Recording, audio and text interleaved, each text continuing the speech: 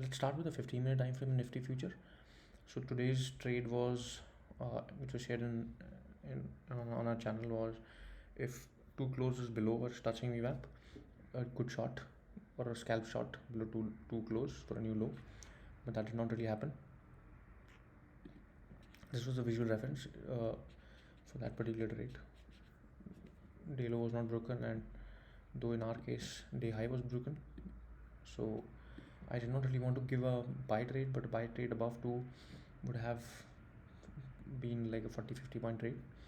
Breaking it down to a 3-minute candle or a 3-minute time frame in Nifty, probably mostly very similar to what Banknifty did yesterday.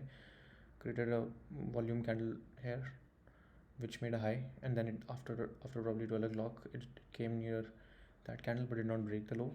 So any close above a 10 moving average with a stop loss of either this or this would have given the a good scalp or good buy opportunity. In terms of Bank Nifty, there were no volumes today, which I didn't really like. So what it basically did is went up, down, and then it went up again. So and it also broke low. So I did not want to trade Bank Nifty. But Nifty,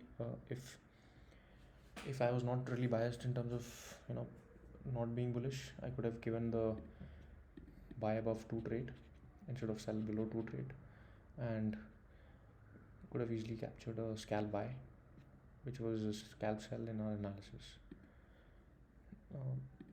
In terms of 1 hour, the closing is okayish, still not out of the bear zone or the fall which happened, so can't really say what is going on. But in terms of closing, it has closed above 18,200. Next probably could be either 18,300 in spot, or either it can come back to these levels.